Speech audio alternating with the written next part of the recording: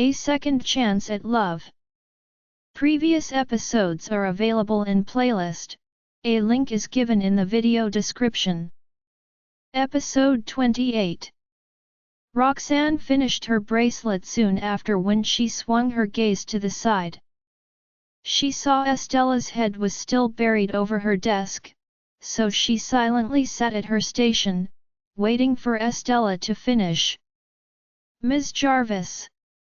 A while later, Estella's voice rang beside her. She turned around to see a finished seashell keychain dangling in front of her. Roxanne was stunned briefly. Thinking Estella wanted her to comment on her craft, Roxanne praised, "It's beautiful." The shell Estella picked up was already pretty and colorful by itself. When Estella attached a blue chain to the shell, the final product looked lovely. 11 Look treat to hang on Essie's bag. Delight filled Roxanne's eyes at the thought of Estella walking around carrying a bag with the shell keychain. The next second, Estella's voice rang again. "This is for you." The smile on Roxanne's face stiffened for a while before casting a look of disbelief at the little girl. I remembered how happy Estella was when she picked up the seashell. Yet, she's willing to part with something she loves so much as a present to me. So she was distressed earlier about that to give me. A hint of guilt surged within Roxanne at the realization. I don't know what's so good about me that makes her like me so much. Estella thought Roxanne didn't like her present when Roxanne didn't respond. Her shoulders slumped, looking crestfallen. "You don't like it, Ms. Jarvis." "But I did it exactly as Ms. Jarvis told me." Estella's voice pulled Roxanne's thoughts back. More guilt surged within her when she caught the sad look on Estella's face. "Noelle. I love it." "Thank you," Roxanne suppressed the guilt in her heart and reached for the ray chain in Estella's grip with a smile. Sighing Roxanne accepting her present, a smile returned to her face. Roxanne carefully kept the keychain in her purse, then reached for the bracelet she made. When she kneed onto Estella's wrist, Estella was confused but still lifted her wrist nonetheless. Soon after she watched as Roxanne clasped an exquisite seashell bracelet over her wrist. Estella's eyes sparkled seeing the accessory. Roxanne compared Estella's wrist with the length of the bracelet and let out a breath of relief when they lit. "I have a present for you too. Do you like it?" she asked with a smile. Estella nodded her head with her gaze glued to the bracelet and applied the words she learned from Lucian. "I love everything Ms. Jarvis gives MCL." Roxanne laughed at her words. She only learned how to speak recently, yet she already knew how to make me ha. Estella was carnage, though. He looked down at the bracelet on her wrist, unwilling to tear her gaze away. Seeing how much Estella loved the bracelet, Roxanne felt guilty about having to give her cold shoulders in the future. She turned her attention to the boys and noticed that they were still busy. They were working so hard that there was even a thin sheen of sweat on their foreheads. Roxanne's curiosity piqued at what the boys were making that deserved their utmost attention. "Archie, Benny, what are you guys making?" Roxanne asked after watching them for a while. Maybe she was reading too much into things, but she saw the boys peek at Lucian after she asked them. The boys didn't let Roxanne think further when they chorused, "It's a secret." Chapter 572. Chapter 572. Puzzlement flashed across Roxanne's eyes at the boys' answer. It was the first in all the years that they kept a secret from her. Roxanne's curiosity heightened at their final product. She started losing track of the time when the boys finally finished their crafts. A glimpse at their finished craft and Roxanne was sure about her earlier assumption about the boys stealthily glancing at Lucian. Even Lucian felt their gazes and frowned with confusion. Archie and Benny sneakily hid their crafts in their hands and ran around the workshop, searching for something. They stopped in front of a white shell with a fluorescent glow and were relieved when their craft could fit into it after opening it. The shell was for sale, so the boys dug into their pockets for money. After paying for the shell, they cautiously walked over to Lucian. Seeing the boys standing in front of him, the creases on Lucian's forehead deepened. He wondered if the boys were planning to gift him their handicraft. However, he dashed away that thought instantly when he recalled the boys' attitude toward him. Right after he dismissed the idea, the boys shyly lifted the shell in their hands to him. "This is for you, Mr. Farwell." Lucian and Roxanne were stunned at the scene. Lucian was confused. "Don't the boys always consider me their enemy? Did last night's incident change their mind? So their perception of me changed just because of that?" Lucian silently pondered the reason for the change in their attitude. The boys' arms were still outstretched with the shell in their hands. They wanted to give Lucian a present, but their expression seemed nervous. After a long, Roxanne reminded, "Mr. Farwell, please accept it, seeing that it's the boys' sweet out." Roxana cast a complex gaze at boys. She was beginning to suspect if the boys had found out about their identities. Lucian finally snapped out of his thoughts and took the shell from the boy's hand. At Roxanne's reminder, he opened the shell and saw a pair of exquisite-looking coal links made of tiny shells sitting in the middle. "So they worked so hard clear to make this pair of coal links for me?" A pang hit Lucian's heart, and he asked, "Why would you give me a present?" The boys exchanged a glance, and Benny dropped his head shyly while Archie answered, "This is our gratitude for your help in finding Benny yesterday and stopping him from doing something dangerous on the yacht today." Understanding dawned on Lucian, and a smile tugged at the corners of his lips. "I'll accept this gift, then." "Thank you."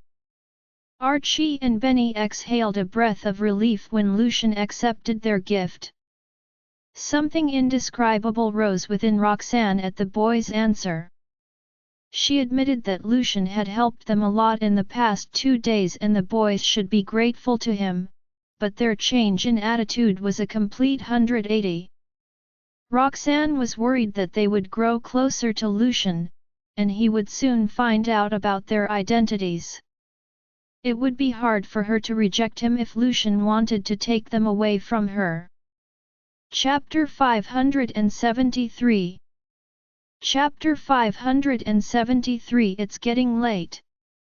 Roxanne kept the dread in check as she walked up to the boys. "Let's head back." She acted as though nothing was wrong when she reached for the boys' hands and tugged them away from Lucian's side. The boys didn't notice the change in their mother's mood and simply nodded their heads obediently. However, Lucian caught her retreating steps after she took the boys' hands. His expression darkened at the sight. Her intention is obvious. She's worried about the boys getting too close to me. So was she part of the reason for the boys' resentment toward me? Does she hate me so much? Roxanne gave him a nod, then tugged the boys over to the counter to settle the bill. She hurriedly led them out of the workshop after, forgetting that Estella was still inside. Estella sat at her station dazed, confused about what had happened. "I just exchanged my present with Ms. Jarvis a while ago," then she already took Archie and Benny away in a blink of an eye, leaving Daddy and me here. Slowly, she turned to her father with an assessing gaze, wondering if he made Roxanne angry again. Lucian sensed her gaze and felt his head aching. "Essie, come on. We should be heading back. I'm used to getting the cold shoulders from Roxanne, Archie, and Benny. But now even my own daughter is taking their side and suspecting that I was the cause of Roxanne's change of mood." Estella pouted as she dragged her feet over to Lucian's side. Lucian reached for her hand but did not get her. Dipping his gaze, he saw Estella grasping onto the hem of his shirt in a depressed mood. Her gaze lingered at the door where the trio left. Lucian's brows furrowed at her look but still led her after them. They needed to pass through the beach to get back to their rooms. It was the busiest time on the beach. Even though the crowd was smaller compared to the night before with the firework display, Roxanne and Lucian still kept a close watch on the children. "Daddy!" Estella vanned on the hem of her father's shirt roughly when Roxanne didn't look over her shoulder at her even once. Lucian dropped his gaze as he could not read what was on Roxanne's mind. Estella glared at him as she asked, "Did you make Ms. Jarvis mad again?" Lucian's twitched at her interrogation. "Well, I was right. She's blaming me." Lucian stayed silent for a few seconds to suppress his feeling before he asked, "Didn't you see what happened earlier?" Chapter 574. Chapter 574. Both Archie and Benny were holding hands with Roxanne as they walked. Roxanne had been silent the entire way, and the twins couldn't help but worry for her. They had no idea what happened, but they could tell that all of a sudden, their mother was unhappy. "Mommy," Benny cautiously called out to her. "Are we not taking Essie with us anymore?" Roxanne snapped back to reality when she lizarded him. She then remembered that she had forgotten about Estella due to her fear. However, it was not possible for her to go back to pick the young child up then. Roxanne hesitated for a while before caressing Benny's head. "Mr. Farewell will bring Essie home." Archie and Benny nodded at that. "Mommy, why are you sad? Weren't we having loads of fun just now?" they couldn't help but ask. Although they had been focusing on doing artwork, they were aware that Estella and their exchanged gifts with each other. Roxanne should have been happy about it. However, she seemed to be in a panic instead. Archie frowned as he looked up at his mother. "Do you think I was the one who made her angry?" Estella contemplated with a frown at her father's rebuttal. She slowly shook her head. "I can't think of anything you did that would make her angry. All Daddy did was accept Archie's and Benny's presents." Then Ms. Jarvis took the Lucian nodded and swung his dark gaze at the woman walking in front of him. "I can't think of anything too. Everything was going stimming, but a fire I accepted the boys' presents." "Roseanne. Is it because we gave Mr. Farwell a gift?" A look of astonishment flashed in her eyes as she was taken aback by his words. Archie gripped Roxanne's hand tightly. Now that he had found out about his family background, he naturally knew what his mother was worried about. "We gave Mr. Farwell gifts because he had helped us out a lot these 2 days, Archie said with a serious expression. "If you don't like it, we will avoid Mr. Farwell in the future, Mommy." Benny joined in as well. "We love you the most, Mommy. We won't like anyone you don't." Although those words were what they said, they still felt saddened. They had been happily spending time with Lucian during these few days. The latter had been taking good care of them as well. If it was possible, Archie and Benny wanted their parents to get back together. However, Roxanne obviously did not think the same way. Therefore, the twins could only respect her wishes. Roxanne was moved by their words, but she did not want them to know that she was afraid. She could not show that she was fearful. Upon listening to her children, she pursed her lips and smiled. "Mommy loves you too the most too." Archie and Benny smiled sweetly at her. Benny, however, could not help but look back just as he did. His eyes met Estella's aggrieved gaze. When their gazes met, Benny quickly mugged at Roxanne's hand. "Mommy, Essie's behind us. Should we wait for her?" Roxanne instinctively turned back to look as well. However, she ended up locking eyes with Lucian, who had an unfathomable look. Her heart clenched, and she quickly looked away, not even sparing Estella a glance.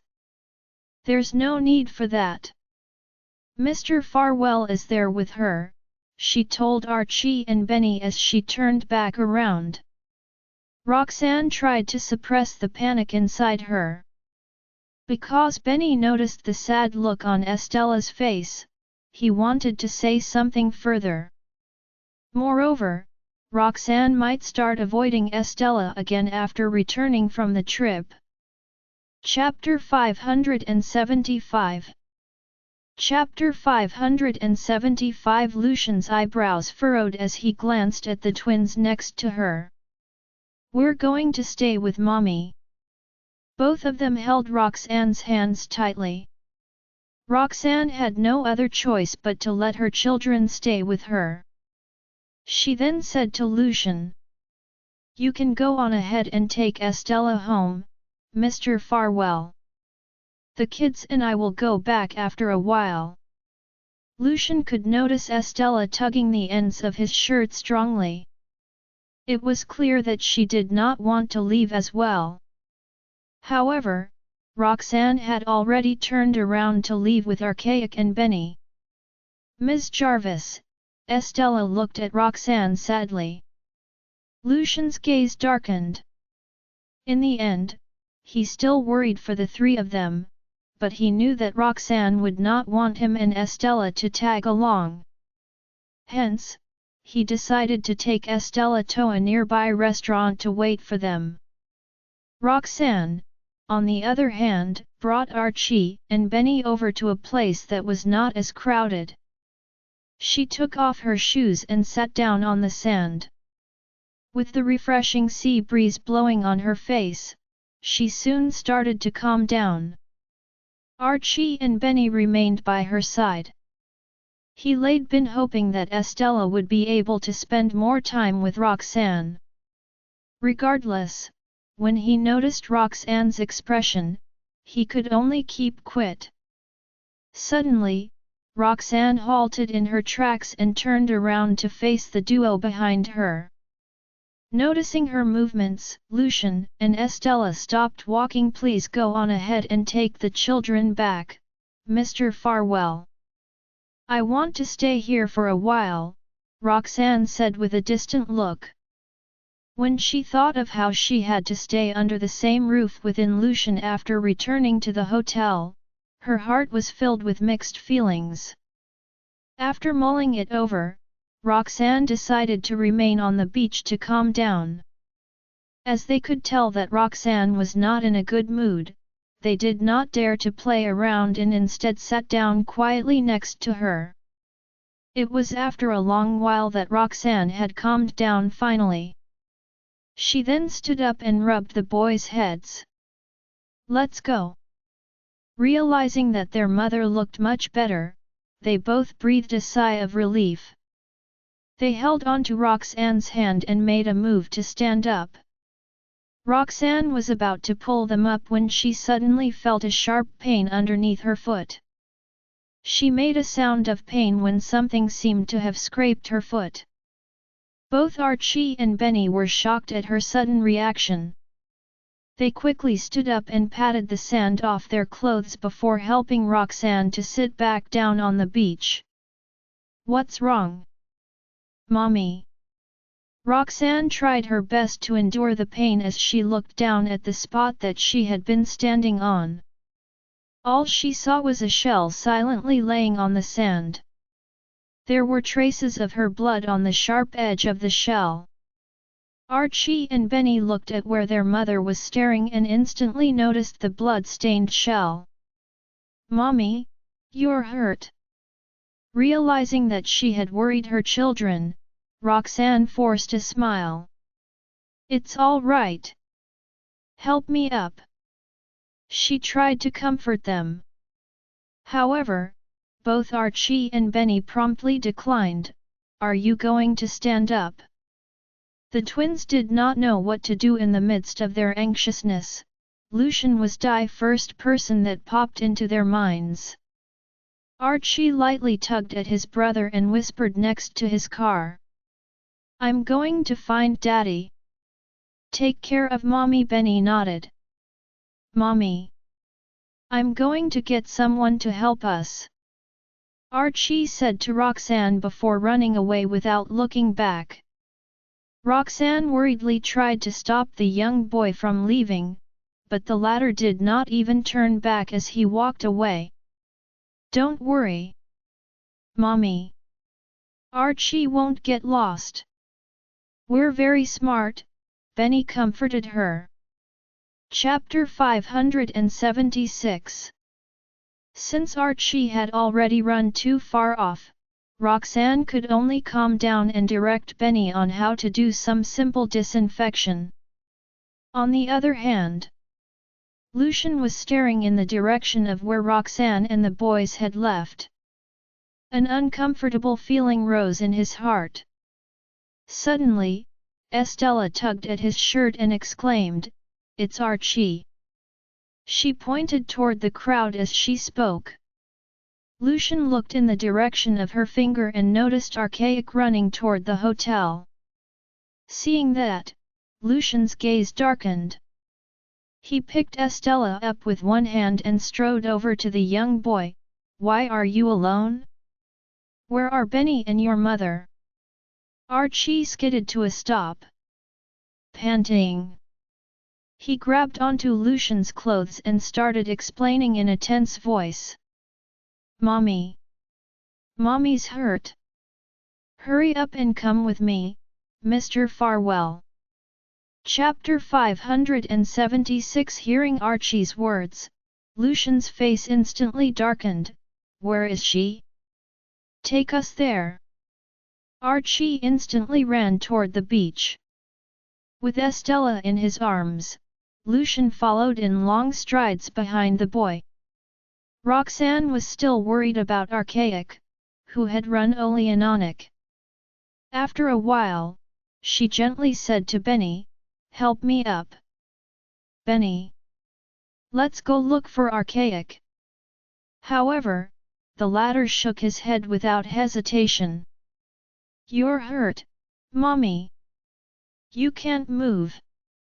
Archie will bring someone over soon." Roxanne's eyebrows furrowed slightly at Benny's reaction. "I'm worried for Archie. Although I know that both of you are more than capable to take care of yourselves, I'll still be worried," she patiently tried to convince him. Listening to his mother's words, Benny seemed to hesitate.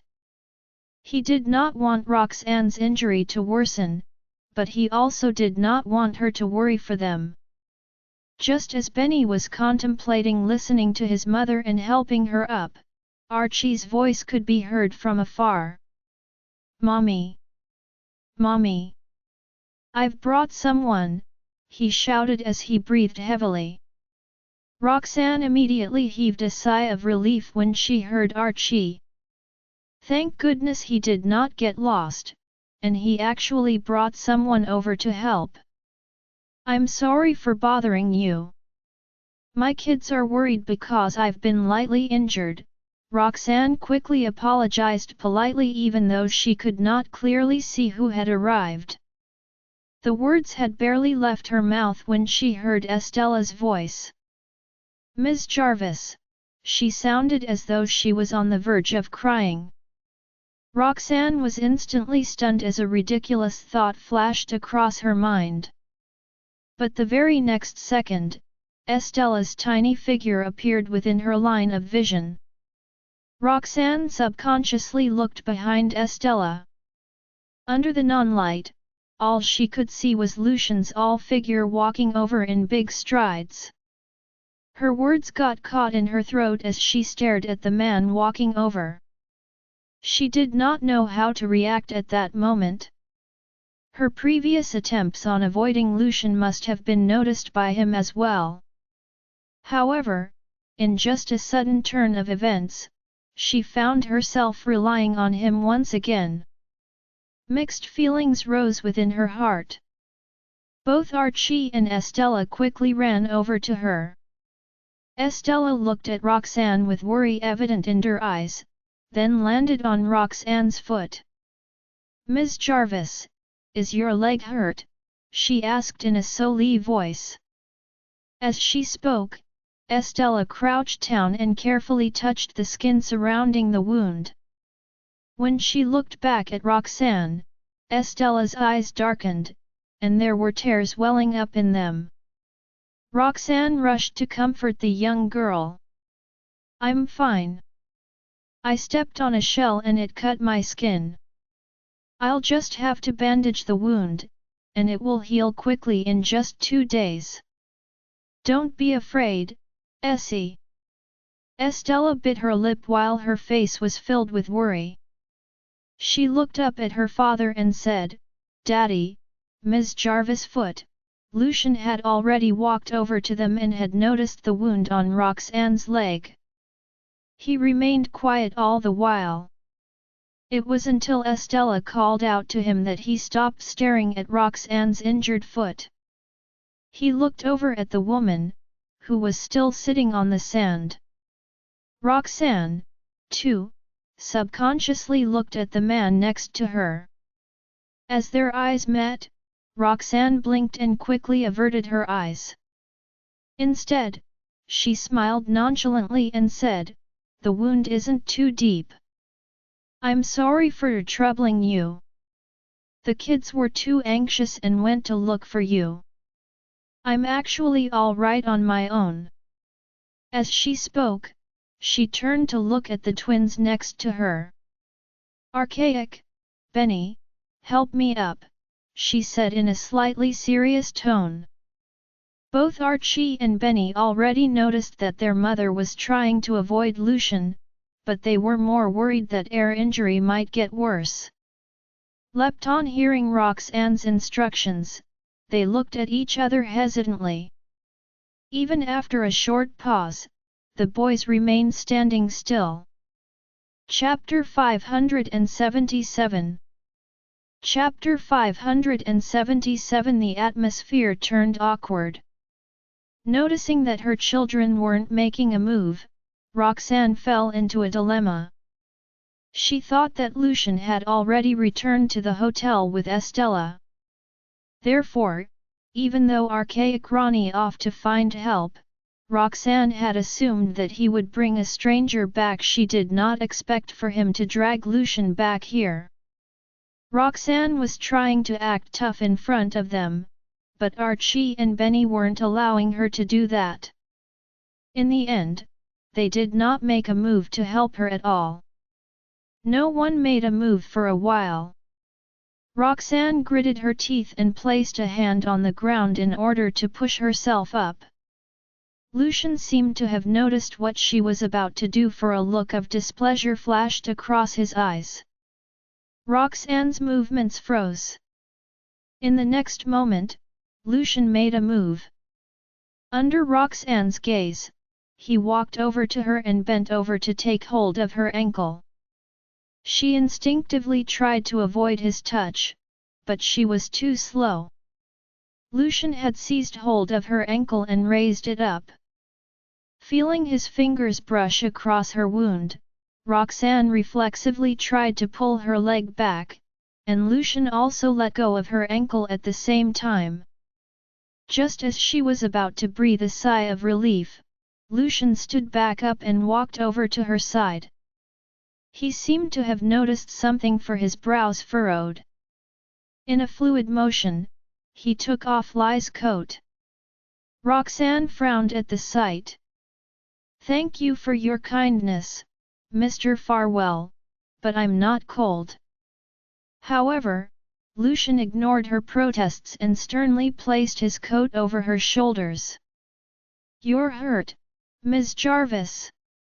The children are already so worried, and if you catch a cold, Essie might start crying again." Upon hearing that, Roxanne's lips quivered, but she could not say anything to turn him down. Lucian suddenly moved to shorten the distance between them. Roxanne could clearly feel his large hand pressing onto her waist. He then swiftly carried her up. She instinctively grabbed onto Lucian's shirt in order to balance herself. "I can walk just fine. You just need to support me," Roxanne said adamantly after recovering from her initial shock. Then, she struggled to get down. The children were all looking at them. She shouldn't be so intimate with Lucian. However, Lucian refused to let that happen. All Roxanne felt was his hand tightening on her waist. "You're a doctor, Ms. Jarvis. Aren't you afraid that your wound would get infected if it comes into contact with dust and seawater?" Lai's low voice rang next to her cars. Before Roxanne could even react, the children sutured to panic. "Mommy, your feet shouldn't touch the ground." "Ms. Jarvis," Estella's voice was full of concern. Roxanne hesitated upon realizing that the kids were too worried about her to notice the intimate actions between her and Lucian. She then decided to keep quiet and obediently lay in Lucian's arms. Since Lucian had given her his coat, all he was wearing underneath was a thin shirt. In order to stabilize herself, Roxanne placed a hand on Lucian's chest. She could clearly feel the warmth radiating from him. Maybe it was just her imagination, but that heat seemed to have warmed her up as well. Even her face started to flare up. Lucian basically carried her across the beach. Roxanne, however, could feel everyone staring on her. There were even some people gossiping about them. They were all discussing the couple who were publicly displaying their affection. Noticing the commotion around her, Roxanne buried her head against Lucian's chest, trying her absolute best to hide to avoid everyone's gaze. Chapter 578. Chapter 578. Lucian noticed how she was behaving, and his hands that were carrying her tightened. The three children all tugged Lucian's clothes as they followed after him. Their eyes were locked onto the woman in his hand. Lucian carried Roxanne all the way to a nearby clinic. Once they arrived, he carefully placed her down on the chair. It was clear that the clinic's doctor had dealt with such injuries before, for he was advising Roxanne as cleaned her wound. "It's comfortable to run on the beach without shoes, but it'll be hard to see what's hidden in the sand at night. Please be more careful in the future." Roxanne agreed as her face reddened slightly in embarrassment. "It's not a serious injury, but you have to take good care of it. Be careful when you walk during these 2 days, and try not to apply pressure on it. Furthermore, the wound must not get wet," the doctor reminded her after he was done. Roxanne's eyebrows were furrowed as she tried to endure the pain. Before she could even react to the doctor's advice, Lucian, who had been by her side, answered on her behalf. "All right. Thank you, doctor. The doctor thought that they were married, and thus he sincerely advised Lucian. Go home and take good care of your wife. It'll be hard for her to move around with a leg injury. Upon hearing that, Roxanne instinctively tried to explain, You've misunderstood. We're not. Lucian interrupted in a low voice. Seeing both of their reactions, the doctor chuckled. Are you fighting with each other? If you two weren't married, why was there such a grand entrance? I was cleaning your wound, but this man seemed to be more anxious than you are. Roxanne frowned slightly as she looked up at the man next to her. A look of confusion flashed across her cues. Lucian, on the other hand, nodded and made his way to settle the bill with the doctor. He then turned back to her. Noticing that he was bending over her, Roxanne's body stilted, and was about to push him away. I can walk. Just as she spoke, she had already been carried up into the air. Roxanne made a soft sound of surprise as she grabbed onto his strong arm subconsciously. The doctor stood by the side as he saw the scene unfold. A knowing smile appeared on his face. Roxanne frowned, but she knew that she would not be able to break through Lucian's. Therefore, she stopped struggling and awkwardly smiled at the doctor, allowing Lucian to carry Lyra out of the clinic. The three children carried Roxanne's shoes as they quickly walked behind Lucian once they arrived at the hotel. Lucian had just placed Roxanne down on the couch when all three of them quickly surrounded her. Mommy! Roxanne was still having mixed feelings about what happens until she saw the worried look on their faces. She forced a comforting smile at them. I'm okay. It's just a small injury. Didn't you hear the doctor just now? All have to do is to rest for 2 days. It was my fault for being careless. There's no need to blame yourselves. The three children pouted as sadness was written all over their faces. Pack your things up. We're going home, Lucian's voice rang out from the side. The three children instantly nodded obediently and ran upstairs to pack their bags. Roxanne, however, had her eyebrows furrowed in disagreement. Weren't we supposed to go to the hot springs? The main objective of their trip here was to the hot springs. Lucian frowned at her. You're already injured. How are you supposed to go to the hot springs? Even if I can't go, the kids can. You should take them there. I can wait here.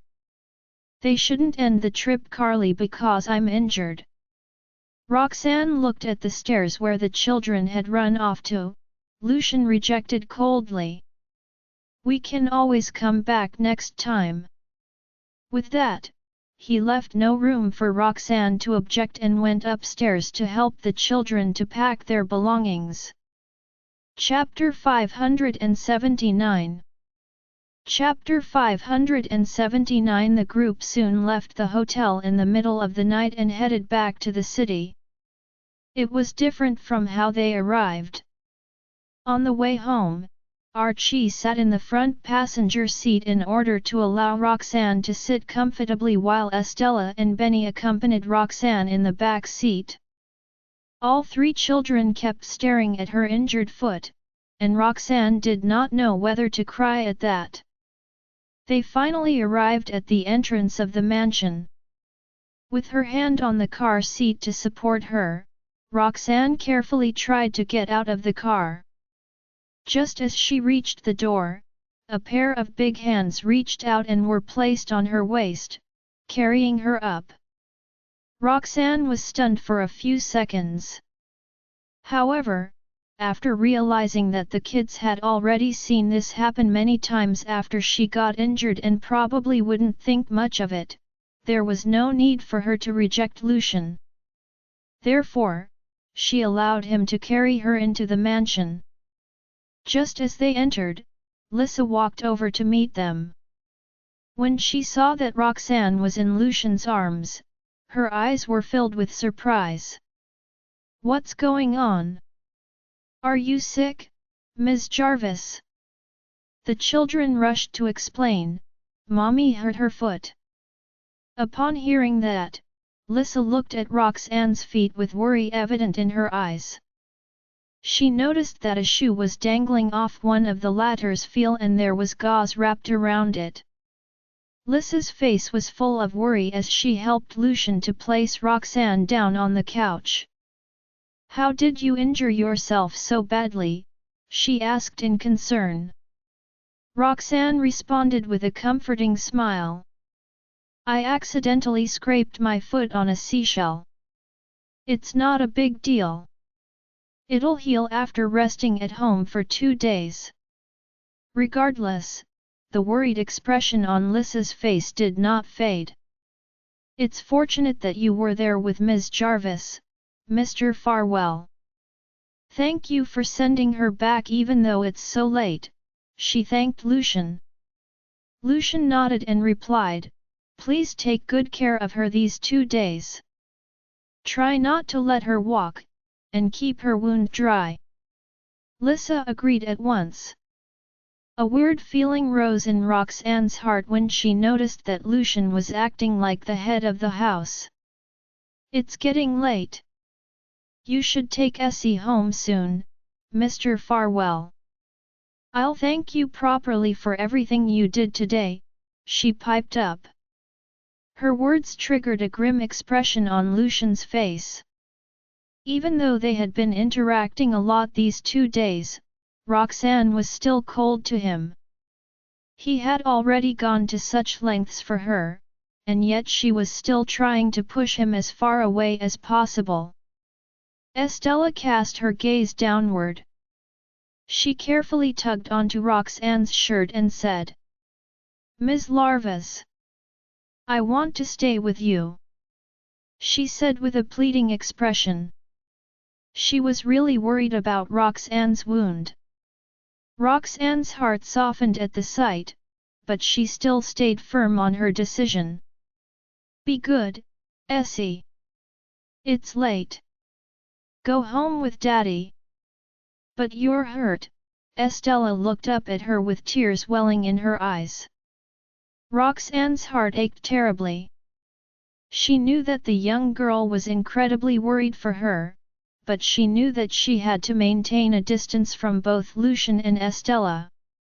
Before Roxanne could even reply, Estella sniffled. She was about to burst into tears soon.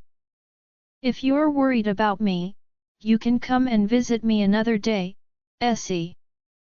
After a few seconds of silence, Roxanne still caved in. Estella looked at her with doubtful eyes. "Really? I can come?" she questioned with a sob. A sorrowful feeling filled Roxanne's heart as she patted Estella on her head. "Yes," she said firmly. Hearing Roxanne's promise, Estella longingly nodded and went to hold Lucian's hand. Chapter 580. Chapter 580. Lucian looked at the woman sitting on the couch.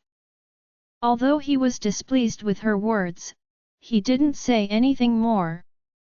After bidding them a simple goodbye, he left with Estella. As Roxanne was injured, she remained sitting on the couch. It was until the door of the mansion was closed that Roxanne could finally heave a sigh of relief. She was still in a daze after what happened. She recalled the events from these 2 days. It felt as if everything was a dream. After 6 years apart, she found herself living under the same roof with Lucian again. She had even told him of her feelings from 6 years ago. Moreover, Lucian's attitude toward her confused her sometimes. It was as if he liked her. Snapping back to reality, Roxanne could not help but laugh at herself for having such thoughts. Mommy! Archie cautiously tugged on her clothes. Roxanne returned to her senses and tiredly looked at her children.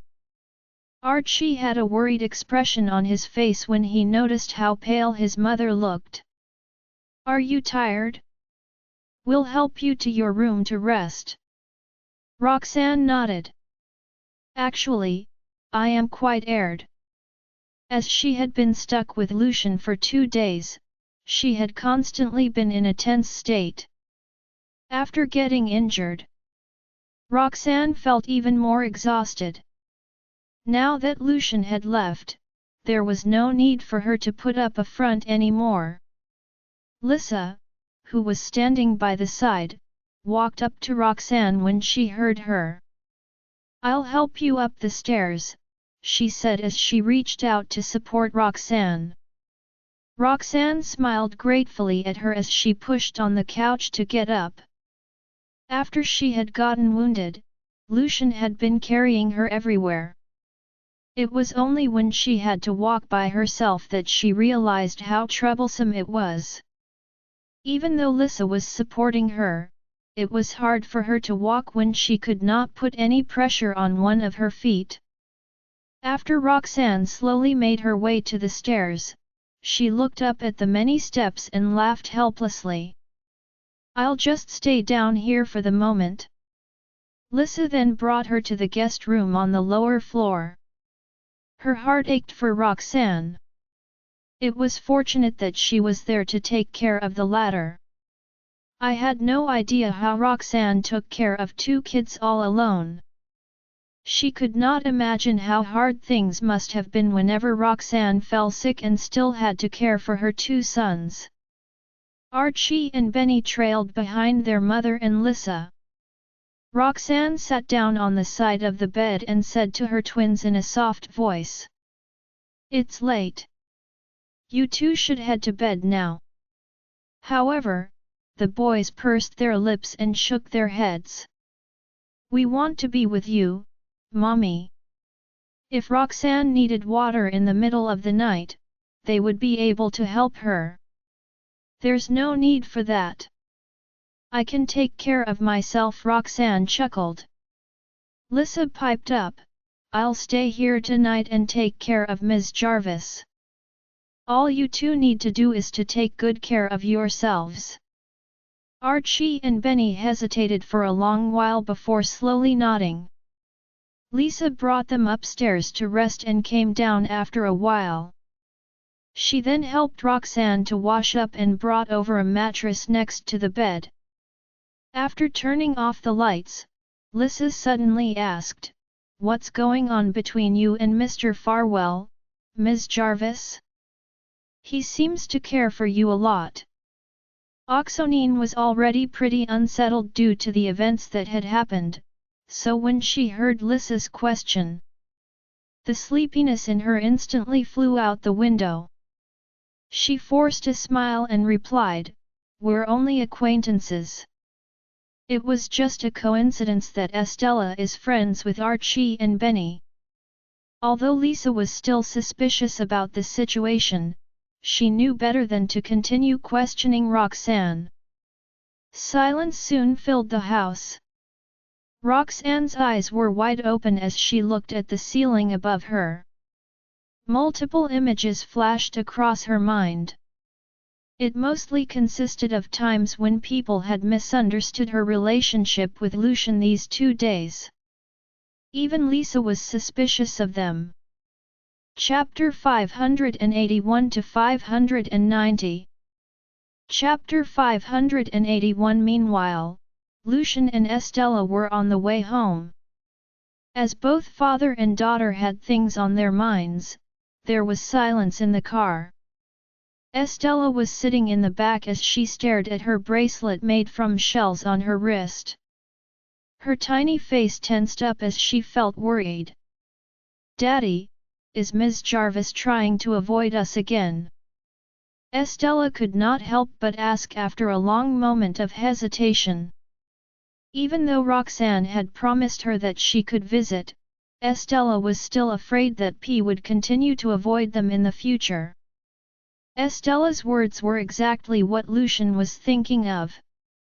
After a few moments of silence, he replied, "I don't know." His heart was full of mixed feelings.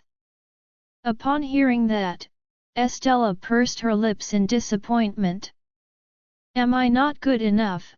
she carefully asked.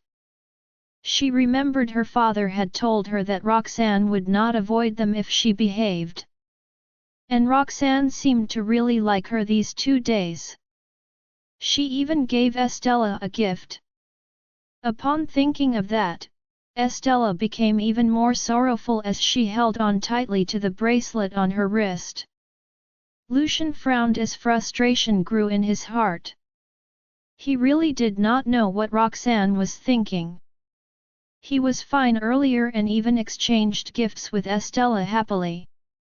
However, she suddenly became distant and got up to leave. Lucian had no clue of the reason behind her change of emotions.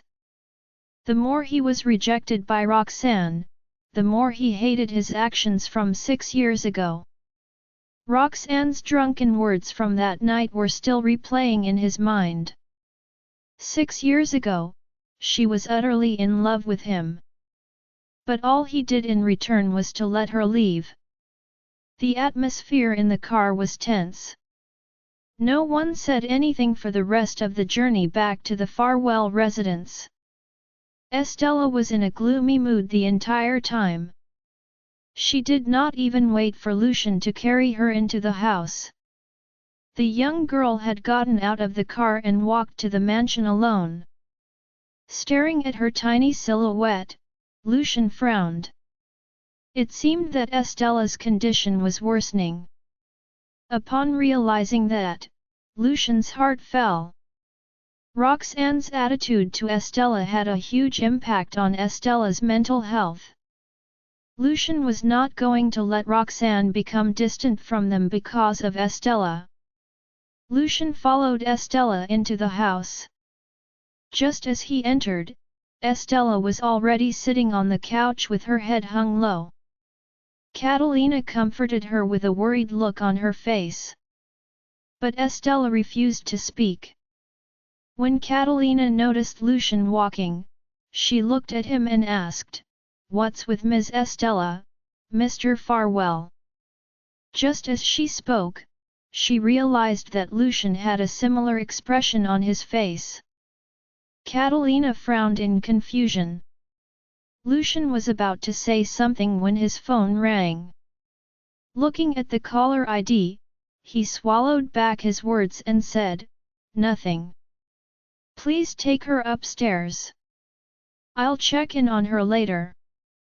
Catalina acknowledged him and cast a troubled look in Estella's direction. It was fortunate that the little girl was sensible. Although she was sad, she knew that her father was busy with work. Estella obediently walked up the stairs before Catalina could say anything more. Watching the two leave, Lucian walked to his study in long strides and answered the call. "Mr. Farwell, we've managed to uncover something about Mrs. Farwell's accident," Caden's voice sounded through the phone. Everything was strange with the car accident, and the perpetrator seemed to have prepared for it in advance. It had taken Caden a lot of effort to find just a small clue. Lucian's expression turned cold at Caden's words. "What is it?" His voice seemed to have dropped a few octaves.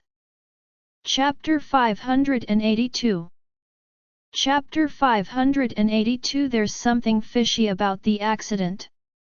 According to our investigation, the perpetrator is an unemployed thug. He is not acquainted with the Farwell residence nor the Pearson residence at all.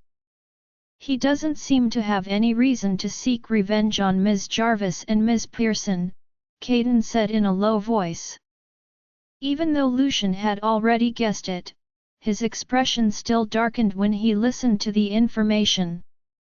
"Where is he right now?" That thug's guard is always up. He has been going from one entertainment outlet to another in Southern District. I think he is trying to avoid our men, Caden explained. Since he's still in Harrington, catch him as soon as possible. Lucian instructed with knitted brows. His mother had always used the car accident as an excuse to force him to keep the engagement. Lucian, however, did not want to be tied down by it anymore. He was extremely eager to find out the truth. On the other end of the call, Caden quickly agreed, I will send people to catch him in the shortest time possible. Lucian nodded and soon hung up after giving Caden a few more instructions. His instincts told him that the car accident was not as simple as it seemed. However, the truth would only be revealed after the perpetrator had been caught. After hanging up the phone, Lucian remained in the study for a while to contain his emotions. Then, he went up the stairs and knocked on Estella's door. Catalina was still inside the room with Estella when she heard the knocking on the door. Knowing that it was Lucian, she quickly got up to open it. Mr. Farwell. Lucian glanced at his daughter and said to Catalina, You may leave now. He latter agreed and walked out of the room, closing the door as she left. Lucian remained standing at the door for a few moments. When he realized that Estella did not react to his presence, he frowned and walked over to her. Are you mad because you are worried about Ms. Jarvis? Lucian sat down next to Estella on her bed and poked her chubby cheeks, trying to get her attention. However, Estella ended up huffing and turning away from him. It's all Daddy's fault. Ms. Jarvis really likes me, and she's avoiding me because she doesn't like Daddy. Ms. Jarvis didn't even want me to take care of her now that she is hurt. I wonder how is she? Upon thinking of that, Estella pursed her lips as her eyes reddened. Lucian did not know how to deal with Estella, and he was afraid of saying something wrong. He did not want her condition to worsen. Estella had finally started communicating normally with them instead of writing on a piece of paper. He really did not want things to regress to how they were in the beginning. After remaining silent for a long while, Lucian sighed heavily. Are you blaming me? Estella answered with her silence. Seeing then, a sense of helplessness rose in Lucian's heart. Estella was definitely Roxanne's daughter. Even if they were not aware of their relationship, Estella had the same empire as Roxanne. It was all right for Roxanne to be distant from him, but it was different when he had raised since she was a baby, acted the same way toward him. Whom Ms. Jarvis is still hurt, Estella mumbled. She sounded like she was about to cry. Lucian's helplessness soon turned into heartache at her words. He patiently tried to comfort her. I know you're worried about Ms. Jarvis, but there's still a misunderstanding between me and her. These can't be solved so easily. We'll need time. Estella came back to her senses and stared at her father with a look of confusion in her eyes. Chapter 583. Chapter 583. As Roxanne was still injured, it was hard for her to move around. Therefore, she had been resting at home ever since she returned from the hotel. As for the research institute, she contacted Colby through the phone most of the time. On this fine morning, however, Jack gave her a call. When she noticed the caller ID, Roxanne's eyes lit up. She could roughly guess the reason behind Jack's decision to call her. After all, they had only talked about matters concerning the research institute ever since the medical consultation ended. Before that, their partnership had officially begun as the Damaris families still in the planning stage. CH Institute was Jack's call may very well be to discuss the specific issues regarding the partnership. Upon thinking of that, Roxanne totally ignored the wound on her foot and stumbled into the study. I hope I'm not bothering you, Ms. Jarvis, Jack's voice rang out the moment the call was connected. There was a hint of happiness in his tone. Roxanne smiled and answered, of course, not. Seeing that you called me so early in the morning, is there something important you'd like to discuss with me? Mr. Damaris. On the other end of the phone, Jack deliberately kept the suspense by replying, what do you think, Ms. Jarvis? Lucian naturally would not explain too much to Estella, so he just said, I will take care of this. Oh, to sleep, and I'll take you to visit Ms. Jarvis after 2 days. Estella hesitated for a while before deciding to trust her father. She nodded obediently. Roxanne decided to jump straight into it and asked, is there any progress about the partnership? Ax smiled indifferently and continued to joke around with her, maybe I just want to chat with you, Ms. Jarvis. Then we can do just that. Roxanne laughed. After all, she had only met with Jack twice, and it was mostly for work-related matters. Roxanne never considered herself a charming woman whom Jack would like. Therefore, she knew that the latter was only joking. As expected, Jack chuckled at her response. He then directed the conversation to more serious matters. You're right, Ms. Jarvis. The Research Institute's planning stage has been completed. We are now about to start with the research and development preparation. Upon hearing that, Roxanne's eyes were filled with anticipation. Does that mean that we can start working together soon? Jack immediately agreed, yes. But before we can proceed, we will need to discuss the specific details. When will you be up for a meeting? Ms. Jarvis. Obviously, Roxanne would prioritize matters concerning the Research Institute. I'm free anytime.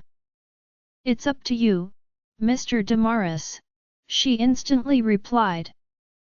She then added, if possible, it would be best to have it as early as possible. Jack quirked an eyebrow and chuckled. That is exactly what I'm thinking. Let's meet this afternoon.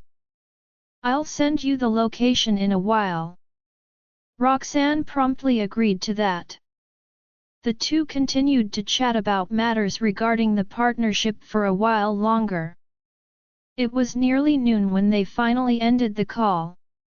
Roxanne had just walked out of the study when she bumped into Lissa, who'd been searching for her everywhere. Ms. Jarvis, you are still injured.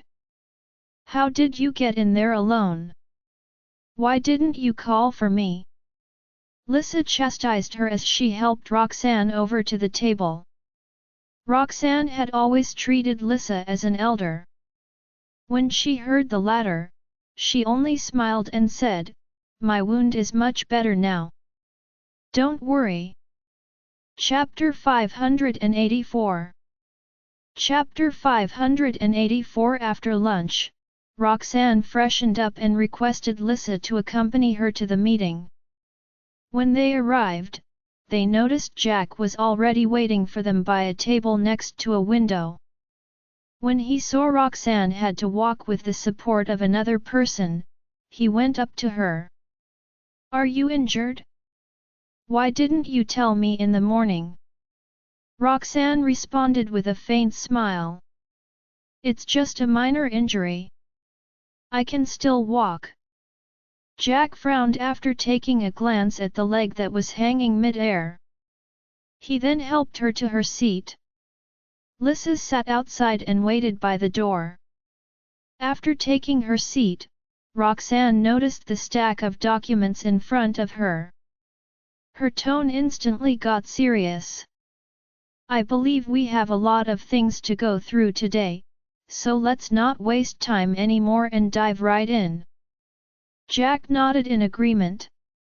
He was a big fan of a career woman like Roxanne. We have long finalized the details of the collaboration between the two research institutes. We had to delay the process because of the Damaris family. So it's time for us to discuss how we can compensate you for the delay. Please take a look at this. Also, I'll have to go out in the afternoon. As she spoke, Roxanne still felt a little guilty. Lissa looked worried. What are you going out for? Didn't you tell them that your foot is injured? Why can't you do that at home? Roxanne knew that Lissa was just looking out for her, therefore she smiled and reassured her, it's a very important business matter. So I have to attend to it. Don't worry, I'll take good care of myself. However, Lissa was still very worried about Roxanne. I'll go with you. Roxanne promptly agreed. Next chapter coming soon. Jack took out a document and placed it in front of her. Roxanne nodded and read through the document. To make it up to Roxanne, the Damaris family had made an adjustment to the profit-sharing arrangement for each project. The adjustment might seem insignificant, but since all the projects under the Damaris family involved astronomical figures, the minor changes would still make a big difference to the research institute. So what do you think? Are you happy with the adjustment? Jack asked. Roxanne looked away from the document and gave him a formal reply. I'm fine with it. Roxanne would not have minded even if the Damaris family did not make that adjustment. Having a chance to collaborate with them was already a dream come true for her. Upon seeing the satisfied look on Roxanne's face, Jack continued discussing the next course of action with her. Both of them continued chatting and lost track of time. Roxanne checked her watch and soon realized it was time to pick the children up from kindergarten. Lissa, who waited by the door, also started to feel anxious. In the last few days, she was in charge of picking up Archie and Benny from kindergarten. Now that she was stuck with Roxanne, she could not fetch the boys. However, if she went to pick up the boys, Roxanne would be alone here. While Lissa was still in a dilemma, Roxanne's voice emerged from behind. It's getting late, Lissa. Could you please fetch the kids? Don't worry about me. I'll be fine here. At first, Lissa wanted to urge to leave with her, but upon seeing how well their meeting went, she hesitated. She also knew it was rude to interrupt a pleasant discussion with her business associate. In the end, she agreed to go and fetch the boys. Roxanne returned to the table and continued her discussion with Jack. By the time they finished going through all the documents, it was already late. Chapter 585. Chapter 585. By the way, how did you injure your leg? Jack asked out of curiosity during the journey. Roxanne's heart skipped a beat when she recalled how she got hurt, but she steadied herself and answered calmly. I accidentally got cut by the sharp edge of a conch during an outing 2 days ago. It's not a big deal. Jack was amused as he did not know the detail of the incident. I'm surprised to learn that you got cut by a conch because you seem vigilant when you're on duty. Roxanne pressed her lips and smiled. I didn't think it would happen to me either. They had fun talking to each other throughout the journey. When they arrived at Roxanne's residence, Jack helped Roxanne get down from the car. They were all smiles while talking about fun stories in the medical line. While Roxanne was still grinning from ear to ear, a cold voice emerged from a distance away. It looks like Mr. Jarvis is in a good mood. Upon noticing how she limped when she was about to leave, Jack volunteered to send her home. Let me drive you home. Roxanne was not sure how to react to his offer. Before she could turn him down, the man continued saying, I believe we're friends, right? I can't just sit here and do nothing since my injured friend needs assistance. Besides, even if you only view me as your business associate, I should still take care of you to ensure nothing goes wrong with our projects. Let's assume I'm doing this for our collaboration. What do you think? After hearing everything he said, Roxanne had no reason to reject him. She had no choice but to accept his help. Thank you, Mr. Damaris. Sorry to trouble you. Lucian stood in front of the mansion and looked at them with a deadpan expression. The smile on Roxanne's face instantly vanished into thin air when she heard his voice. Upon noticing the change in her expression, Jack, too, stopped smiling and gave the man a confused look. He looked at Lucian and raised his brows. Do you know each other? Both Lucian and Jack came from two prominent families in Harrington.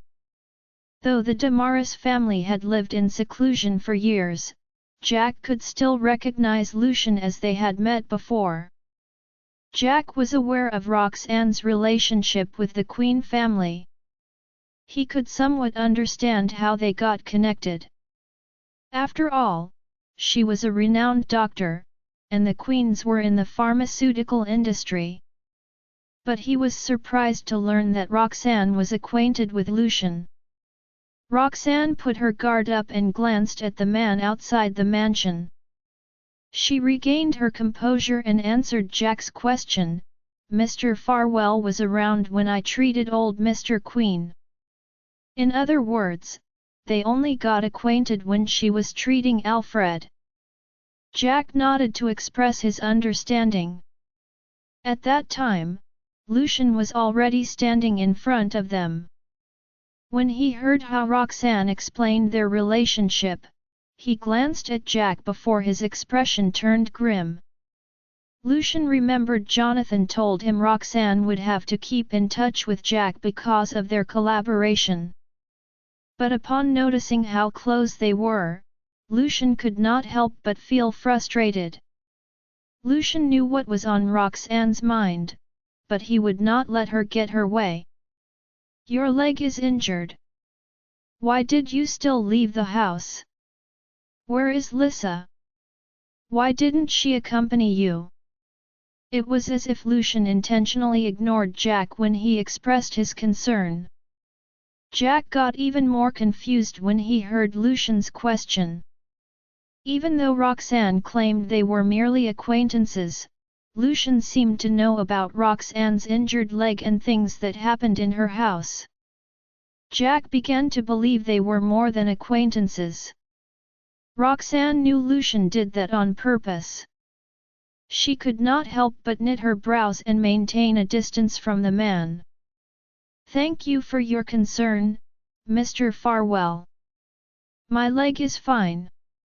Lucian was irritated by how Roxanne tried to keep a distance from him. He looked at Jack and said, I heard about the collaboration between Ms. Jarvis and the Damaris family. The collaboration must have gone well so far, I believe. Jack knew nothing about their relationship. He nodded and replied, Ms. Jarvis is a capable person, and my grandfather has a good impression of her. He thought Lucian was trying to exchange pleasantries with him. But it turned out the latter just wanted him to leave.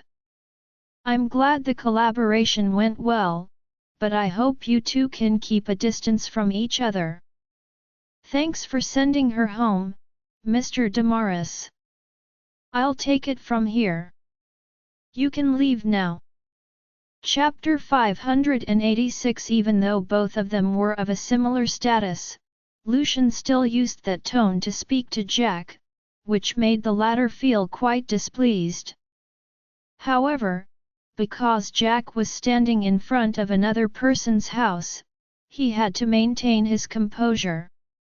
With slightly furrowed eyebrows, he turned to Roxanne, wondering what was her opinion on the matter. Roxanne also felt Lucian was acting out of line. However, she was aware that if things continued down that path, Lucian would only cross the line even further. Sensing Jack's line of sight, she said apologetically, "Thank you for sending me back, Mr. Damaris. Sadly, it's probably not a good idea to invite you inside today. I'll be sure to thank you properly next time." The moment she finished speaking, Lucian's eyebrows slightly furrowed. He promptly stretched his hand to hold her other arm. Jack respected her decision and simply nodded with a smile. "It was nothing.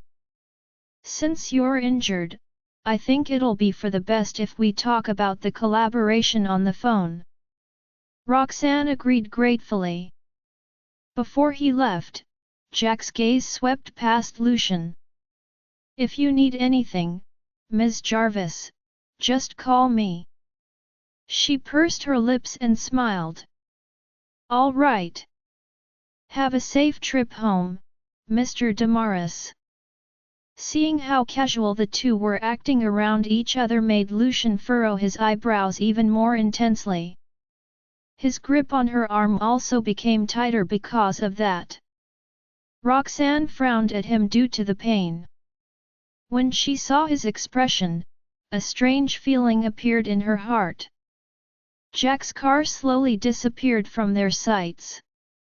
Roxanne looked away from the car and shifted to the side by 2 steps with great effort.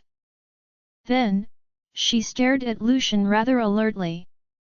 "What's the matter, Mr. Farwell?" Upon detecting her avoidance, his eyebrows furrowed even more intensely. "I came here to deliver your medicine to you, Ms. Jarvis. I didn't expect you to recover so quickly. You haven't been injured that long. Yet you can already move freely." His stare shifted to the direction Jack left and continued in a mocking tone, "Or is it because Mr. Damaris is special? So much so that you want to meet him despite your injury?" Roxanne could sense the hostility in his voice and felt even odder. "Mr. Damaris and I are merely business partners. We met today because we wanted to discuss our collaboration. Please do not make wild guesses, Mr. Farwell." Lucian's lips twitched. "It better be." Seeing the mockery on his face caused her to feel a slight pain in her heart. Her expression darkened as she said, "Thank you for your thoughtfulness, Mr. Farwell.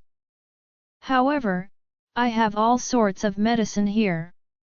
So, if there's nothing else, please leave."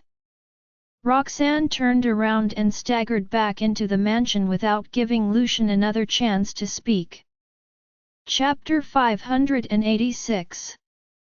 He grabbed her arm after she took 2 steps away from him. His cold voice rang next to her ear. "I'll send you back in." "No need. It's only a few steps. I can handle it just fine," she rejected without hesitation. As soon as she finished, she felt the hand on her arm exerting even more force. It was a clear indication of his displeasure. "Why can't I do it when Jack can?" He gazed at her back deeply. Didn't you say you two are only business partners? Her body froze slightly as she glanced back at him in disbelief. She thought he was just mocking her, as usual. However, his expression didn't appear fake to her. He truly believed that there was something between her and Jack. Roxanne's expression froze when she saw that. In the end, she complied. Thanks for the... Chapter 586. Even though both of them were of a similar status, Lucian still used that tone to speak to Jack, which made the latter feel quite displeased. However, because Jack was standing in front of another person's house, he had to maintain his composure.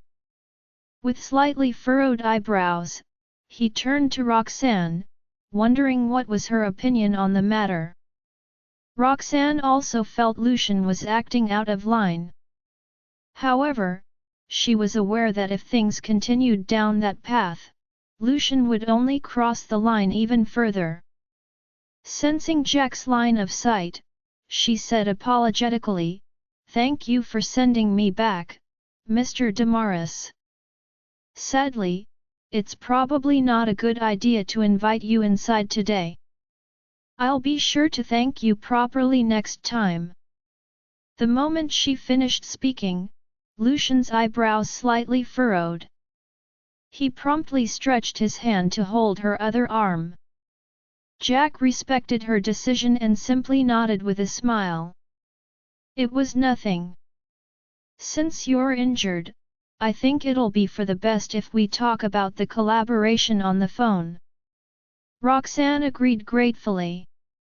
Before he left, Jack's gaze swept past Lucian. "If you need anything, Ms. Jarvis, just call me." She pursed her lips and smiled. "All right. Have a safe trip home, Mr. Damaris." Seeing how casual the two were acting around each other made Lucian furrow his eyebrows even more intensely. His grip on her arm also became tighter because of that. Roxanne frowned at him due to the pain. When she saw his expression, a strange feeling appeared in her heart.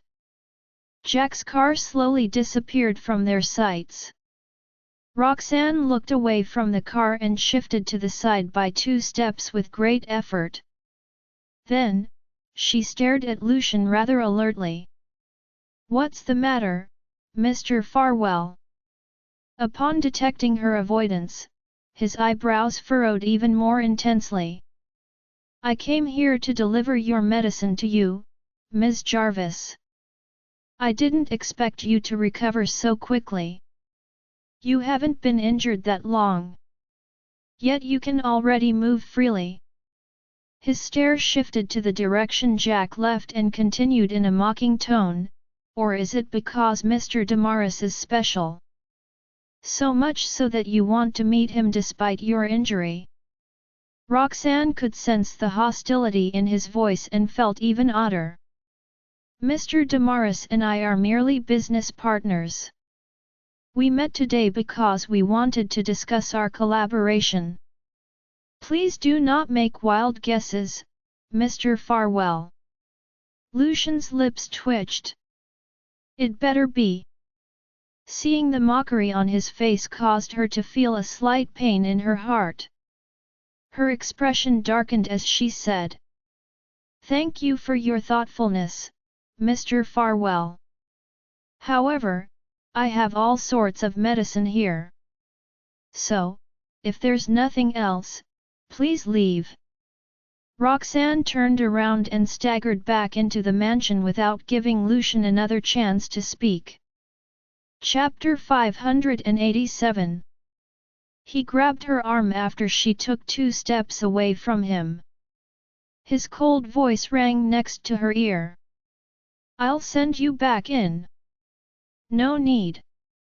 It's only a few steps. I can handle it just fine," she rejected without hesitation. As soon as she finished, she felt the hand on her arm exerting even more force.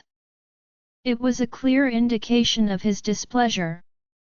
Why can't I do it when Jack can? He gazed at her back deeply. Didn't you say you two are only business partners? Her body froze slightly as she glanced back at him in disbelief. She thought he was just mocking her, as usual. However, his expression didn't appear fake to her. He truly believed that there was something between her and Jack. Roxanne's expression froze when she saw that. In the end, she complied. Thanks for the... Chapter 587. Only then did Lucian's expression brighten up as he helped Roxanne enter the mansion. Lisa and the children hadn't returned yet, so the two were the only ones in the mansion. Roxanne couldn't help but feel awkward. Just as she wanted to ask him to leave, he spoke again. Let me take a look at your injury. Just as he finished speaking, he slowly crouched down in front of her. As Roxanne watched him do that, she realized his intentions and rejected him with furrowed eyebrows. No need. My injury is fine. I know that. She tried to pull her leg back. However, due to her injury, her movements were restricted. Additionally, there wasn't anywhere else she could hide on the couch. Lucian grabbed her ankle right as her leg retracted. Don't move. Your injury is located at your foot, so if you aren't careful, the wound will open up. Still, you ignored the doctor's advice and walked around freely. His eyebrows remained furrowed while he glanced at her. Even if you do not like me, there's no need to push your body like this. Guilt rushed into Roxanne's heart when her eyes met with his. When she returned to her senses, her shoes had already been taken off, and her gauze-covered foot was revealed. He carefully lifted her leg and examined it with a frown. The clean, white gauze had been stained with a small amount of her blood. His expression promptly darkened when he saw that. Oh, this woman! Not only did she meet another man with her injury, but she also caused it to tear apart. As his train of thought ended there, the temperature in the air around him was getting cold. Roxanne couldn't see how her foot was doing, but she did notice Lucian's expression was getting pretty dark. Her heart clenched as she asked, "What's wrong?" He glanced at her with irritation. Didn't you say you're a doctor and you're very aware of your injury? In that case, why didn't you realize your wound was torn? Shock flashed across her eyes. I wonder if it's because the bandage was too tight that I didn't realize my wound was opening up. I bet he thought I was acting tough again. Now that he has seen my injury after I told him I knew what she was doing. Lucian's eyebrows furrowed slightly when he saw her expression. You didn't know? Roxanne shifted her gaze away with a complicated look. I didn't feel anything. Silence filled the air. Moments later, she suddenly felt his hand moving again. Her leg retracted subconsciously in response to his actions. But he gripped her ankle even tighter. Don't move. I'm applying medicine on the wound. As he finished speaking, he glanced at her authoritatively. There was a tinge of rage on his expression. When she met his eyes, she pursed her lips and stopped struggling. It was difficult to tell how long the wound had opened. The gauze was stuck to it as the blood had dried up. Despite Lucian's attempt to be careful, Roxanne couldn't endure the pain and let out a muffled groan. Upon hearing that, he glanced at her with furrowed eyebrows. Now you know it's painful? You're a doctor. Don't you realize you need to rest for your injury to recover? Her eyes were lowered as she pursed her lips in silence.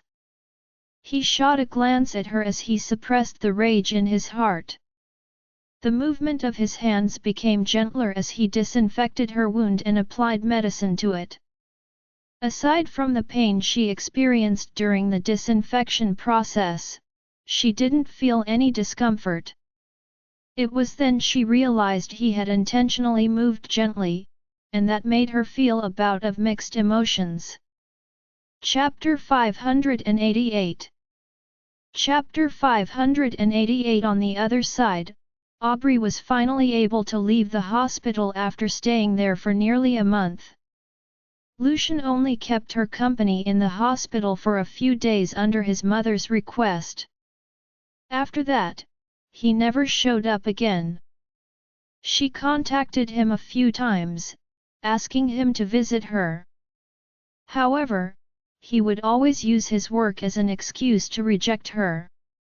Additionally, 2 days ago, some of her friends, who had children studying in the same kindergarten, visited her.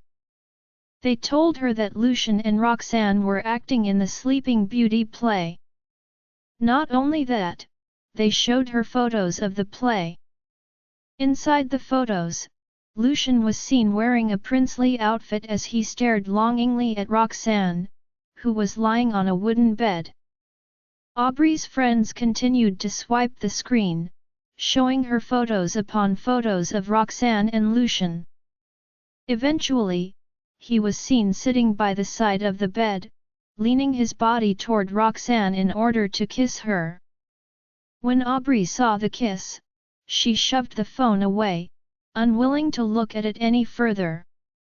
It seems like that forgot about the lesson I taught her earlier after I stayed in the hospital for a while. How dare she get so close to Lucian?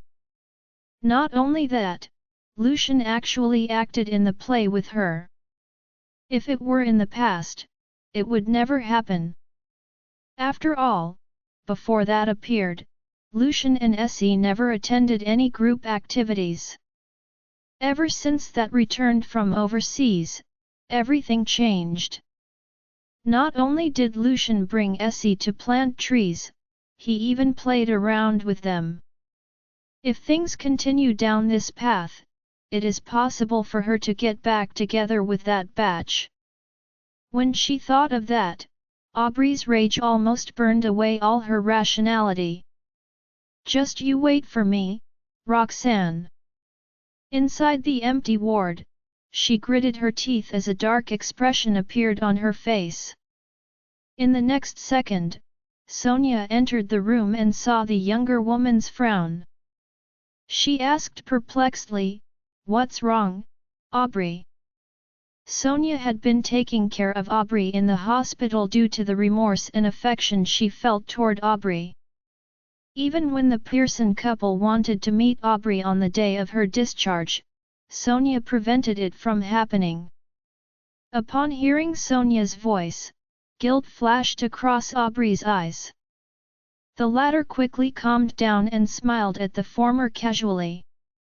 "It's nothing. I'm just feeling a little reluctant to leave the hospital because it'll probably mean we won't be able to meet each other every day." Sonia's heart felt warm when she heard that. She patted the younger woman's shoulder. "If you want to meet me, you can always come to my place. You're welcome to visit me anytime you want, but don't forget to take care of yourself." Aubrey nodded absent-mindedly.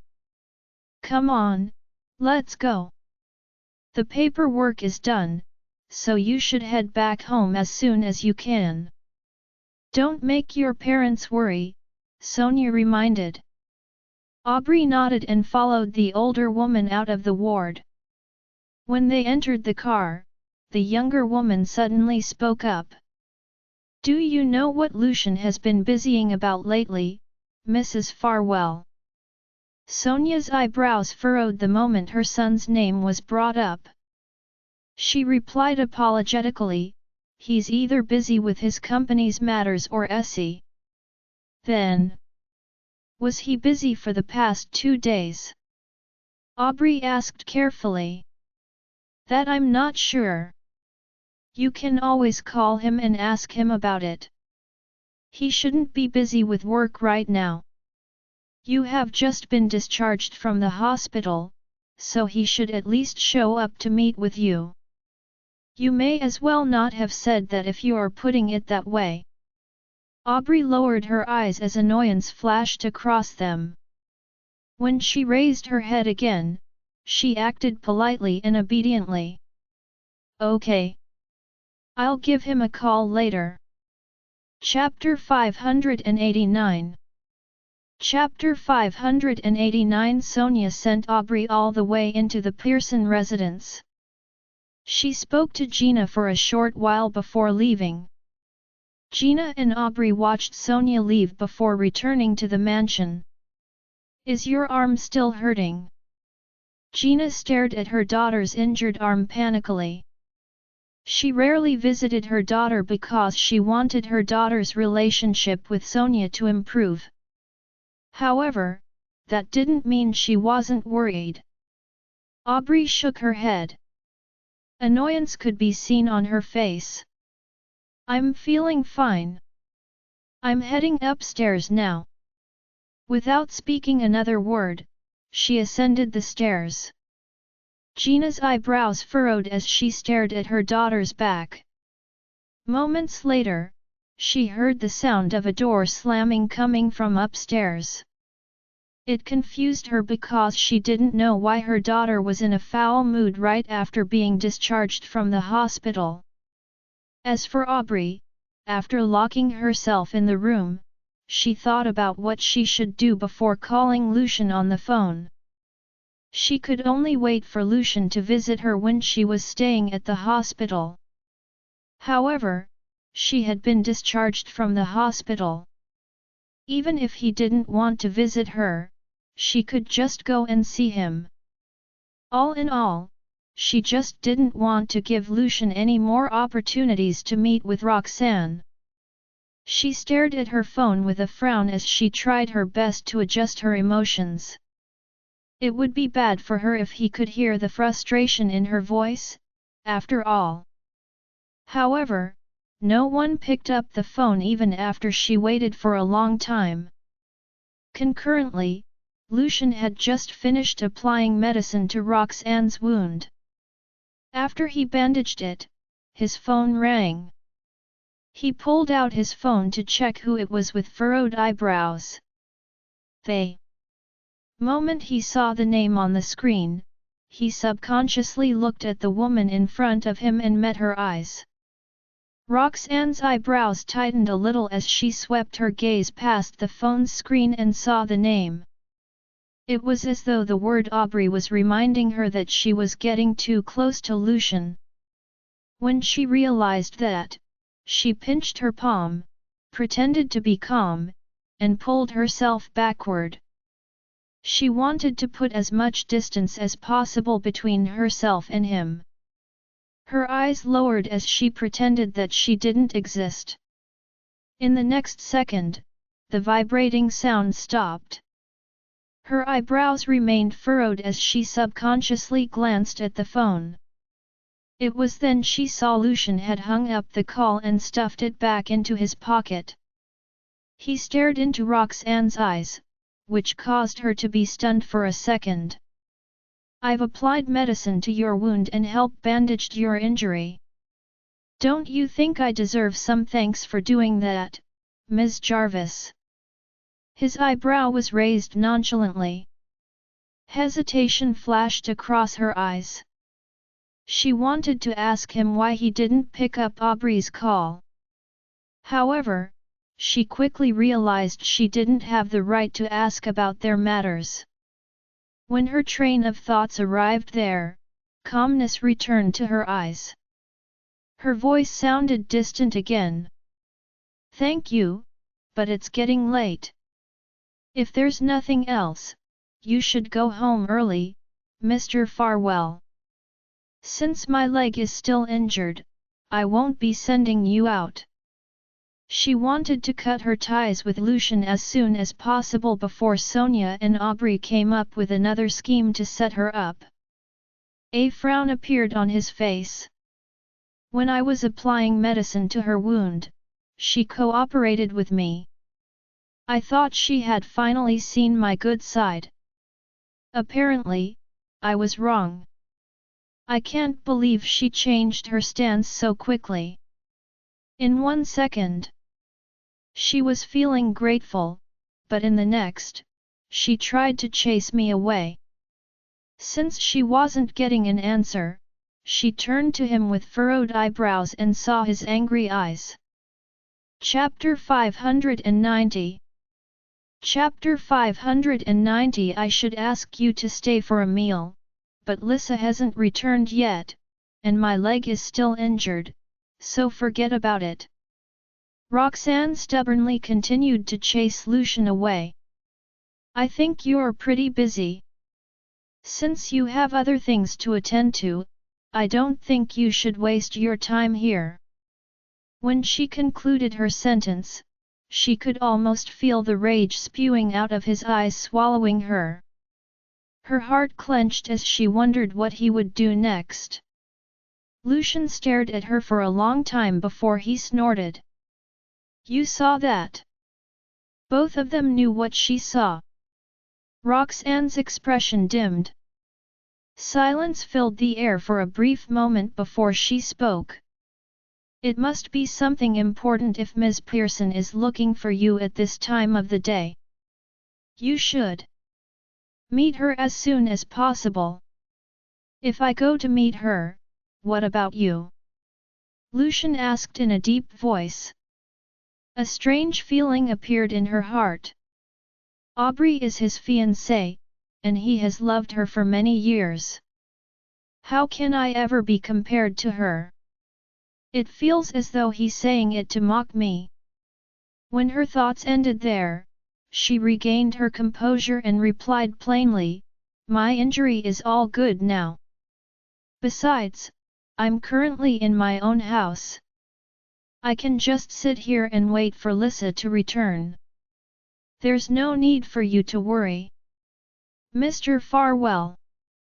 Despite the clear intentions she was expressing with her statements, Lucian still refused to leave. Roxanne frowned as she tried to make herself sound calm. "Besides, I don't think it's appropriate for you to stay with me here at my house, while your fiancé waits for you to return."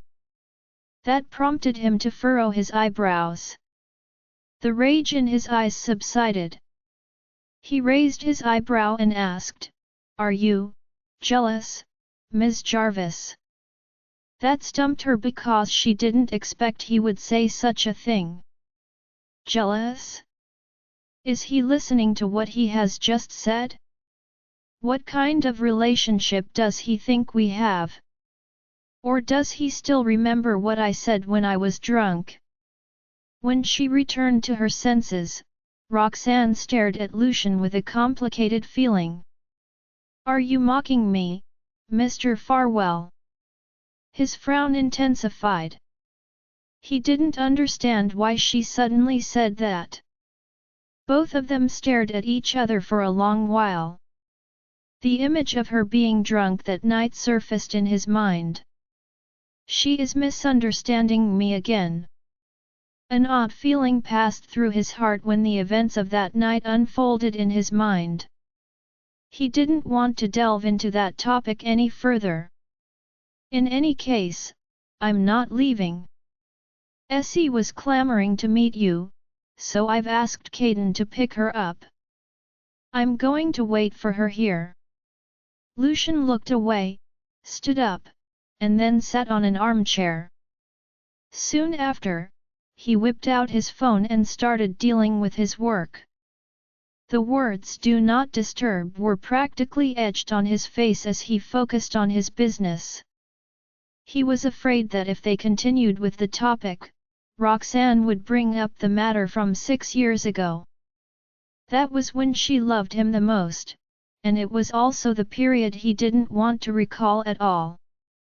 Roxanne wanted to say something, but when she heard Estella was coming over and saw how he was acting, she kept her mouth shut while dealing with the complicated feeling inside. Both of them remained quiet while thinking about different matters. Suddenly, serenity filled the atmosphere of the living room. On the other side, Aubrey's scowl was getting pretty intense as she stared at the disconnected call and wondered what had happened. In the past, even when Lucian rejects me, he'll at least pick up my call. Why did he hang up the call today? Is he currently with that? When that possibility popped up in her mind, her expression became wretched. Chapter 591 to 600. Chapter 591. It was hard to tell how long Roxanne and Lucian stayed in the living room before her phone rang. It was from Lissa. Roxanne answered the call. "Have you returned, Ms. Jarvis? If not, we can go and pick you up." Lissa's voice entered her ears the moment the call connected. Roxanne replied plainly. "I'm already back home. You should bring the children straight back here." It was then Lissa sounded rather troubled. "Also, Mr. Farwell's assistant is saying that he wants to go home with us." When she went to pick up Archie and Benny, Estella was still there. The boys insisted they would only leave after she left, so Lissa had no choice but to wait with them. At the end, when Caden arrived, he said he wanted to come home with Lissa. She couldn't make the decision, so she called Roxanne. Roxanne glanced at Lucian subconsciously when she heard that. He was acting as though he didn't hear anything. His eyes remained fixed on his phone without any expression. Seeing that, she hesitated for a few seconds before replying, "I understand. Let him come back with you all." A sigh of relief escaped Lissa's mouth when she obtained permission from her employer. She agreed and hung up the phone. Thinking about how she had to face her children later, Roxanne took in a deep breath in order to calm down. After a while, the gate was opened from the outside. The children's laughter entered her ears. It was apparent the children were happy they were able to come back together. Roxanne was about to pick them up out of habit. Lucian had been keeping his eye on her. So the moment he detected her intentions, he put his phone away and stopped her. "Don't move. Your wound has just been bandaged." She halted as she watched him head to the entrance. "Daddy!" Estella was overjoyed when she saw her father was there and hugged his leg excitedly. He patted her head and grabbed the children's bags from Lissa's hand. Then, he watched them change their shoes before taking them inside to wash their hands. During the process, the boys were a little confused. They remembered their mother didn't like their father coming over, yet there he was. Additionally, their mother didn't seem to want their father to leave. "Ms. Jarvis." Estella ran straight to Roxanne after she finished washing her hands. There were a lot of complicated feelings swirling in Roxanne's heart at that moment, yet she still forced herself to smile and hug her daughter. Estella stared at Roxanne's injured leg panically. "Is your leg feeling better?" Roxanne smiled at the girl comfortingly. "Yes, it is. Thank you for caring about me, Essie." That didn't put the girl's worry at ease. She got off the couch and carefully touched the fresh bandage on her leg.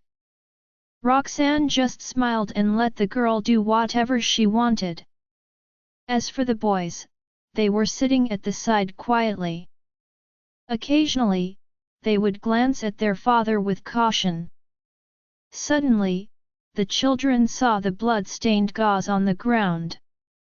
It would appear neither Lucian nor Roxanne had the time to throw the gauze away before the children returned.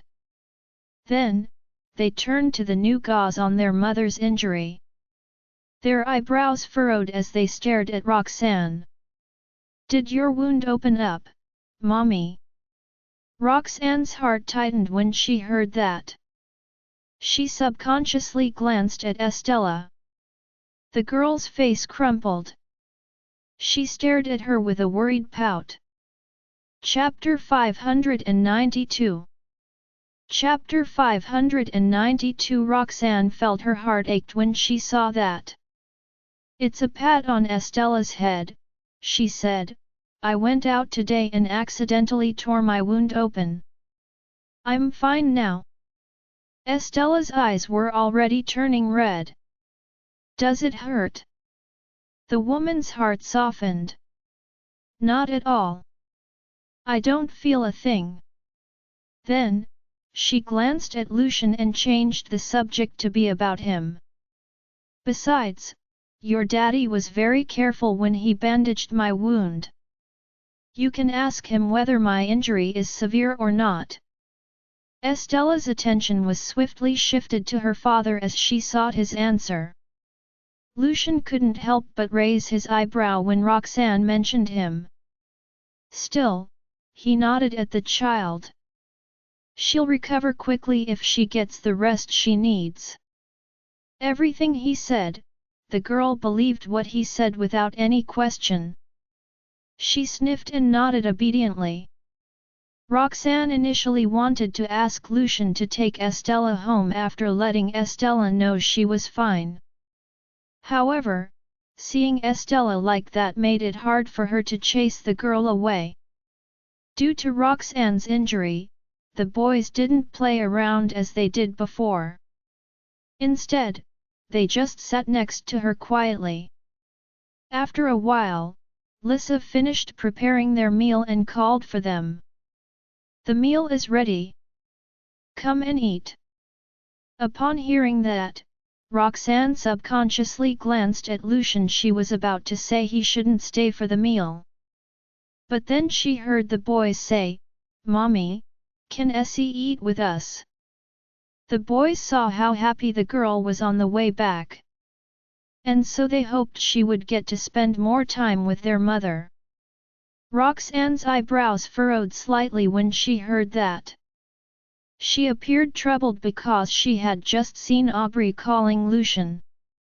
"If I let Lucian and Essie stay here for a meal, it'll look like I'm doing it on purpose, especially after what he said." Her intention was to reject her boy's request, but Estella grabbed her sleeve. It caused her heart to waver as her gaze shifted to the girl. Estella stared at her pitifully. The red in her eyes hadn't completely subsided yet, which made her look aggrieved. As Roxanne stared into the girl's eyes, she hesitated, and in the end, she couldn't reject her. Seeing how she wasn't getting an answer, Estella turned to her father with red cheeks for help. "Daddy." Lucian glanced at Roxanne and lowered his eyes to look at his daughter. "Ms. Jarvis has already agreed. You should thank her." Doubt was still present in Estella's heart. So she wanted to hear the confirmation right out of Roxanne's mouth. However, Roxanne couldn't bring herself to say it. She simply patted the child's head in silent agreement. Then, with her focus shifted to her sons, she said, "Take her to the dining room." The boys understood that it meant their mother agreed to their request. They nodded obediently and guided Estella. "Come with us, Essie." It was only then that Estella believed what she wanted was happening. Still, she glanced at Roxanne's leg with worry and insisted on staying by her side to help her walk. Sensing the girl's intentions, Roxanne smiled warmly. She wanted to ask Lisa for help when Lucian's tall figure appeared by her side. "Essie, you should go with Archie and Benny first. I'll take Ms. Jarvis to the dining room." Lucian's voice rang out. Naturally, Estella believed her father, so she followed the boys into the dining room, leaving only the adults in the living room. Chapter 593. Chapter 593. Hesitation filled Roxanne's eyes as she stared at Lucian. His eyebrows furrowed as he stretched his hand toward her. "I'll help you walk." She glanced at the children in the dining room, who were all staring at the two of them with wide eyes. When she recalled the phone call he had gotten earlier, she rejected his help. "You should keep the children's company first, Mr. Farwell. One can ask Lisa for help. Join Telegram group for fast update and novel query." Displeasure flashed across Lucian's eyes when he heard that. His tone grew colder.